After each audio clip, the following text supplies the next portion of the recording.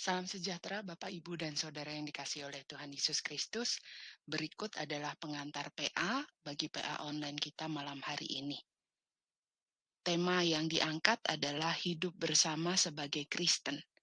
Dan bacaan yang diambil dari Kisah Para Rasul pasal yang keempat, ayat 32 hingga 37. Saya akan membacakannya untuk kita semua. Kisah Para Rasul 4 ayat 32 hingga 37. Adapun kumpulan orang yang telah percaya itu, mereka sehati dan sejiwa, dan tidak seorang pun yang berkata bahwa sesuatu dari kepunyaannya adalah miliknya sendiri. Tetapi segala sesuatu adalah kepunyaan mereka bersama.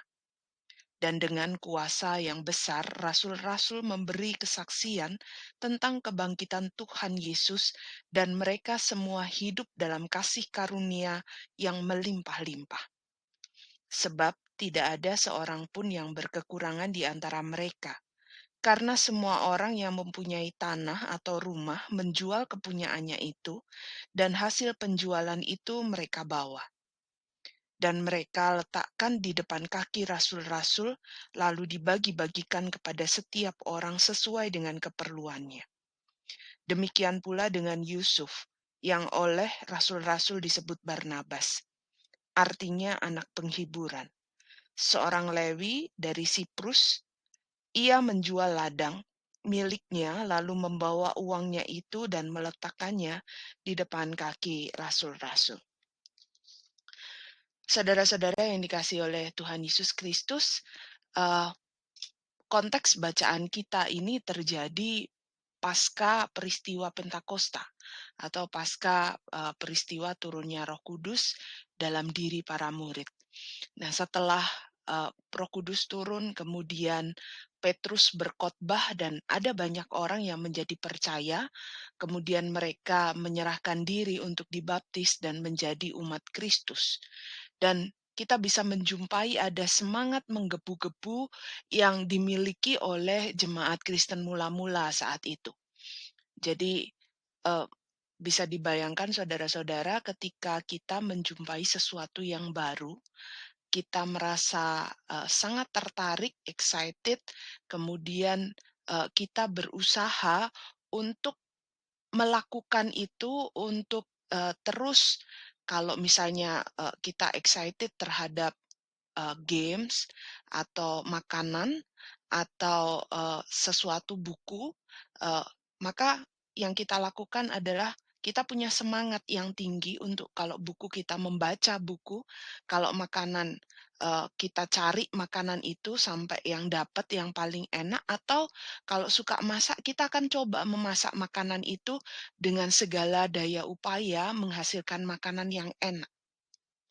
Nah, saudara-saudara, ini rupanya yang juga dialami oleh jemaat mula-mula pada saat itu. Kita bisa menemukan kesan ada semangat yang begitu menggebu-gebu, yang begitu tinggi untuk menjadi para pengikut Kristus. Nah, kita mulai dari ayat yang ke-32, saudara-saudara. Jadi di ayat 32 ini diceritakan bahwa ada orang-orang yang menjadi percaya dan memberi diri dibaptis. Dan ini adalah para pengikut Kristus yang baru yang disebut dengan jemaat mula-mula. Dan yang menarik adalah dalam bacaan kita dikatakan bahwa mereka memiliki mereka sehati sepikiran. Mereka merasa senasib sepenanggungan sebagai pengikut Kristus yang baru. Sehingga terbentuklah satu komunitas yang baru yang saling mendukung, yang saling menguatkan satu dengan yang lainnya. Karena konon kabarnya saudara-saudara bahwa mereka ini ketika mereka memutuskan menjadi pengikut Kristus, menerima Kristus sebagai juru selamat mereka, ada sebagian besar dari mereka yang kemudian dikucilkan. Mereka diusir dari keluarga mereka, mereka mengalami berbagai macam kesulitan dan penderitaan karena identitas baru mereka sebagai pengikut Kristus. Nah, yang menarik apa sih yang menyebabkan perubahan besar dalam diri orang-orang ini? Jawabannya ada di ayat 33, saudara-saudara. Yang membuat perubahan besar adalah para murid, pemberitaan yang dilakukan oleh para murid Yesus atau para rasul. Bagaimana mereka juga dengan semangat yang sangat tinggi karena kuasa Roh Kudus, ya, kalau saya ngomong semangat itu spirit, ya, spirit itu juga seringkali diterjemahkan, pneuma, eee, Roh Kudus sendiri, Holy Spirit, ya. Semangat itu yang ada dalam diri para murid yang mendorong mereka untuk memberitakan Kristus, karya-karya Kristus sampai dengan puncaknya, yaitu kebangkitan Kristus. Dan ini menggugah, ada banyak orang yang kemudian bertobat, ada banyak orang yang kemudian percaya kepada Kristus, bukan hanya karena pemberitaan yang dilakukan oleh para rasul yang penuh dengan wibawa, tetapi juga cara hidup para rasul yang rupanya menginspirasi banyak orang saat itu. Nah, kemudian di ayat 34 hingga 37 kita bisa melihat ada semangat berbagi yang sangat kental terasa dalam kehidupan jemaat mula-mula yang dikelola oleh para rasul. Kita bisa melihat ada respon yang positif dari umat Tuhan saat itu, para pengikut Kristus yang baru saat itu, dan secara khusus diceritakan tentang Yusuf yang kemudian disebut Barnabas, yang mempersembahkan hartanya. Dia menjual hartanya dan hasil penjualannya itu diberikan para rasul untuk dibagikan kepada orang-orang yang membutuhkan. Dan itu tidak hanya Yusuf yang disebut Barnabas saja, saudara-saudara, tetapi di sana juga diceritakan ada banyak pengikut Kristus yang bersedia menjual harta bendanya dan itu digunakan untuk hidup bersama. Karena saya menduga bahwa pada saat itu sebenarnya setelah mereka hidup dalam komunitas yang baru, mereka terpisah dari dunia yang biasanya karena pengucilan yang dialami, sehingga mereka juga mengalami kekurangan. Dan mereka mau saling melengkapi dengan cara menjual harta dan membagikan kepada orang-orang yang membutuhkan.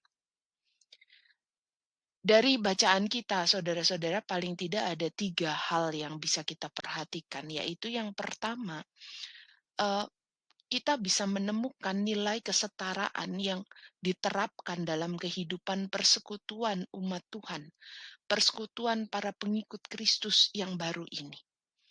Jadi kita bisa melihat ada persekutuan tubuh Kristus di antara orang-orang yang baru saja percaya. Mereka merasa tidak ada yang lebih kaya atau lebih miskin. Jadi yang kaya mendukung yang miskin dan semua berusaha untuk hidup dalam satu kesetaraan, saling melengkapi satu dengan yang lain sehingga mereka bisa merasakan kesetaraan yang sama, hidup sederajat sebagai anggota persekutuan tubuh Kristus.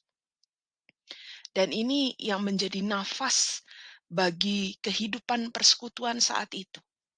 Adanya kesetaraan yang membuat orang tidak kemudian merasa gamang atau merasa minder ketika ingin bergabung, tetapi justru model kehidupan yang setara ini menjadi model yang sangat baik, yang sangat menarik bagi banyak orang untuk kemudian mereka percaya kepada Kristus. Hal kedua yang disorot adalah berbicara soal kerelaan. Jadi ketika mereka melakukan ini bukan hanya sekedar kewajiban, mereka merasa ya ini bagian dari kewajiban seorang pengikut Kristus, tetapi mereka melihat ini sebagai satu penghayatan iman dan ungkapan syukur untuk apa yang sudah Yesus lakukan demi keselamatan mereka. Sehingga mereka menjawabnya, mereka meresponnya dengan memberikan yang terbaik untuk Tuhan dan sesama dengan rela hati, dengan ikhlas, tanpa mengharap ada balasan ataupun imbalan. Ya kalau kemudian kita bisa menemukan cerita seperti Ananias dan Safira, itu hanya segelintir orang saja yang coba untuk menyalahgunakan eee, respon yang diberikan oleh banyak orang terhadap apa yang sudah dilakukan Tuhan dalam kehidupan mereka. Tetapi kita bisa melihat ada lebih banyak orang yang dengan sukacita, dengan rela hati memberikan harta bendanya sebagai wujud penghayatan iman untuk mendukung kehidupan bersama dalam satu persekutuan tubuh Kristus. Dan mereka mau memberikan yang terbaik untuk Tuhan dan sesama mereka. Dan yang ketiga adalah kita bisa melihat ada unsur kemurahan hati di sana. Kemurahan hati ini secara khusus dituliskan di Kisah Para Rasul dan itu direpresentasikan oleh Yusuf yang disebut Barnabas tadi. Orang yang berkecukupan, bisa dikatakan sebagai orang kaya, yang sadar bahwa ada banyak orang yang membutuhkan pertolongan dan dia mau berbagi dengan sesamanya. Dia tidak menjadi egois dan ini juga menjadi hal yang dilakukan oleh banyak orang ketika pada saat itu mereka berbondong-bondong menjual harta mereka, menyerahkan kepada para rasul untuk dikelola, untuk dibagikan bagi orang-orang yang membutuhkan sesuai dengan kebutuhan mereka masing-masing. Jadi, faktor kemurahan hati ini sangat nampak sekali dalam kehidupan persekutuan jemaat mula-mula. Mereka mau berbagi, mereka mau sharing dengan orang-orang yang sangat membutuhkan. Nah, saudara-saudara, dari bacaan kita malam hari ini kita bisa melihat ada semangat ya, kita bisa lihat yang pertama ada semangat spirit tadi ya, Roh Kudus yang menggerakkan semangat baru yang begitu menyentuh dan mengubahkan cara hidup mereka. Ya, kalau mereka biasanya hidup sendiri-sendiri, kalau kita lihat dalam pelaksanaan hukum Taurat, betapa orang kemudian menjadi egois. Yang penting saya melakukan hukum Taurat untuk keselamatan saya, tetapi pasca kebangkitan Kristus, pasca Pentakosta, ada semangat baru yang menyentuh, yang mengubah pola hidup manusia, dan muncullah komunitas yang saling membangun, yang saling menguatkan, yang saling melengkapi satu dengan yang lainnya. Dan ini adalah bentuk dari bentuk dari respon iman mereka kepada Kristus.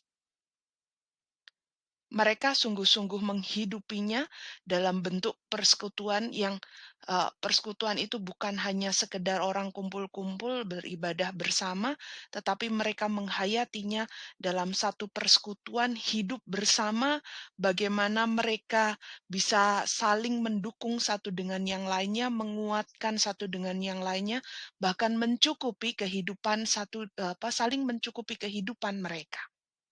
Dan saudara-saudara, ini adalah teladan bagi kehidupan persekutuan umat Allah. Bagaimana jemaat mula-mula ini benar-benar bisa menjaga dan memelihara hidup persekutuan itu dengan sangat baik.